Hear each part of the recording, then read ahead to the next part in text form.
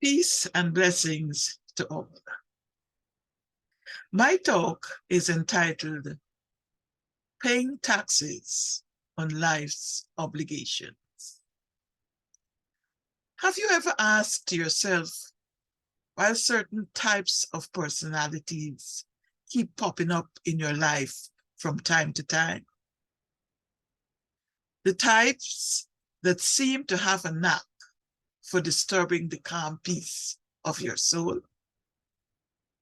They sense your vulnerability and try to exploit it, or they go out of their way to show you how powerful they are by using certain intimidation tactics. This is a question I have been asking myself in recent times. A few days ago, I came across a Daily Word message, which was written in 1926.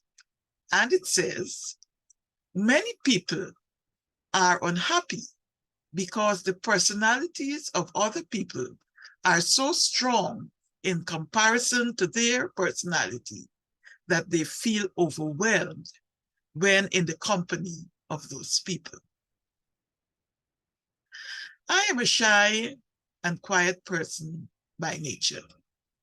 And sometimes I feel that there are those who recognize this and decide to exploit it. There are times when I'm amazed at myself for certain bold steps that I have taken in the past. And on these occasions, I know that of myself, I didn't do it. It was the Christ Spirit within me which did the work. Now, the scripture passage I have been guided to is taken from Matthew chapter 17, reading from verses 24 to 27. I'm reading from Thomas Nelson's New King James Version Bible.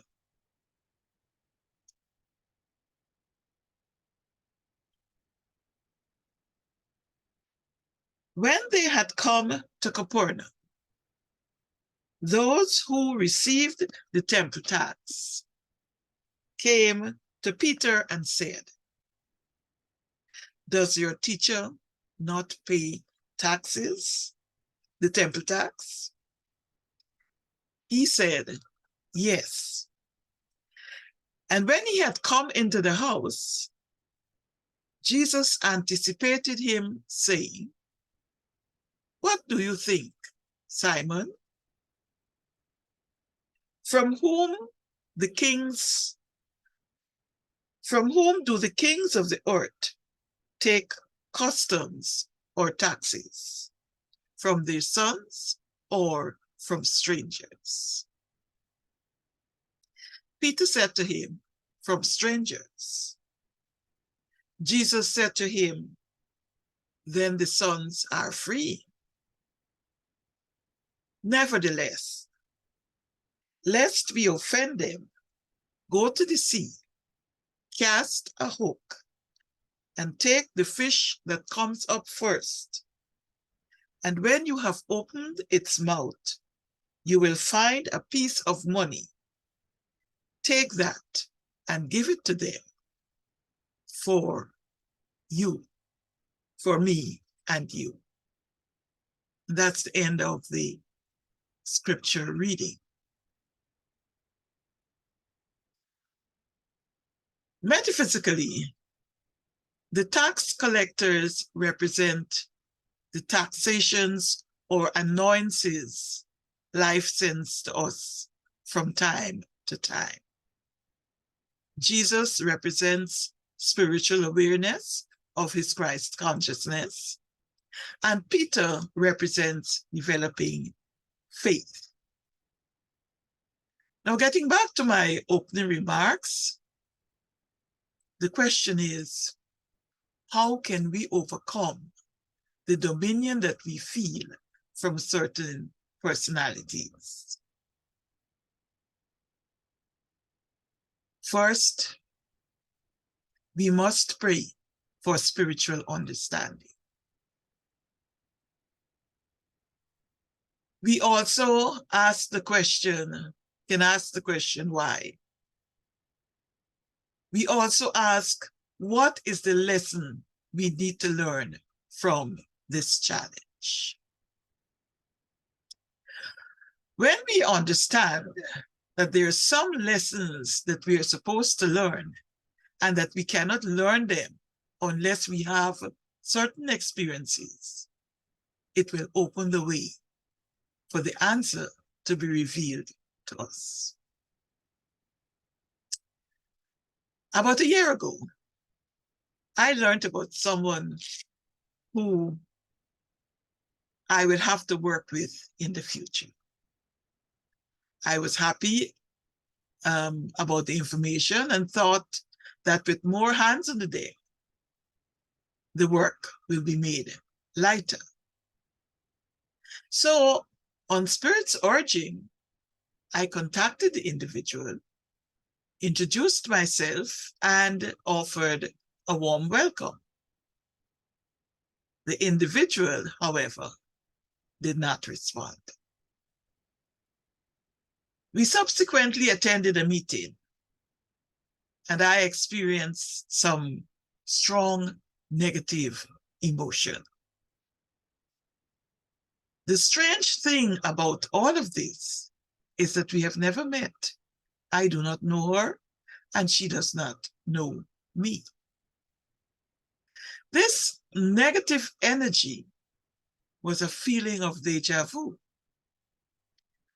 I have had several experiences of dealing with this type of personality, and my instinct was to keep as far away from them as possible. But then I began to question why. What is it in me that triggered this response? What is the lesson that I need to learn? Now, after asking these questions and praying about them, I was introduced to one of Reverend Tony Bain's book, Soul Mastery. And in the very first chapter of that book, the following paragraph jumped out at me as I read it. And this is what it says. From a higher dimensional awareness and metaphysical teaching perspective, you never request that a person be released from your life. Instead, you ask that you learn the lesson that the person is there to teach you and learn it quickly.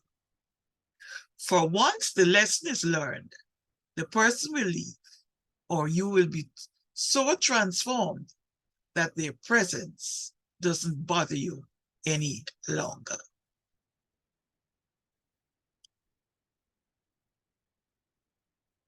Back to the conversation between Jesus and Peter. Jesus asks Peter, from whom the kings of the earth expect to receive taxes, from their sons or from strangers? And Peter replies, from strangers. Now, the kings of the earth represent the man-made curveballs that are thrown at us when we least expect them. And this happens to anyone and everyone. Even Jesus encountered this. The taxes are paid by strangers, meaning that there are certain burdens, responsibilities, or obligations we may or may not want to deal with. Now, getting back to my situation, my internal conversation was that I had had enough of dealing with these types of personalities. I thought I was finished with them since most of the people were out of my life. They were no longer in my life. The appearance of this person is a stranger to me, and I don't want to deal with this now. Those were my thoughts. Getting back to the conversation between Jesus and Peter. Jesus told Peter to go to the sea and there catch the first fish, opens its mouth and take the coin there and pay the taxes for both of them. The sea represents divine mind, and fish represents divine ideas. When we are puzzled or challenged by whatever is facing us, we turn within to the God mind or Christ consciousness for answers. We seek guidance, and then we will receive ideas. Fish in the Bible represents divine ideas. Now, this is what happened over a few days. As I reflected on past similar experiences with challenging personalities, one incident came to mind. And I realized that the tax that I needed to pay in that particular incident was forgiveness and to work on cleansing my consciousness. Now, this thing happened a long time ago, and the person is no longer on this earth plane. I had been resisting forgiving that individual. I just pushed it at the back of my mind, promising to do it, but never got down to doing it. Now, this realization was huge for me. The thought that came to mind after I remembered that incident and that I didn't forgive the person, the next thought that came was, unless I go through the forgiveness process with this personality of the past, people exhibiting the same type of personality will continue to show up in my life. That was the fish, the idea that I caught. The coin was forgiveness and cleansing. And that is the process I am going through. I'm using Colin Tippin's radical forgiveness technique for the forgiveness process, and I'm using Reverend Tony's universal alignment invocation to cleanse my consciousness. We use statements of denials and affirmations to bring us peace of mind. And Reverend Tony's invocation is as follows.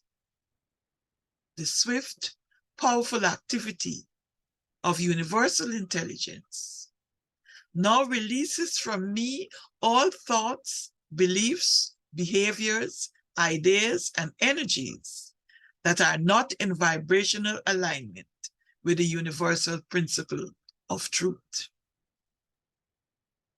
And then the affirmation is, the swift, powerful activity of universal intelligence now attracts to me all persons, thoughts, beliefs, behaviors, ideas, and energy that are in vibrational alignment with the universal principles of truth and the highest possibilities in the unified field of consciousness.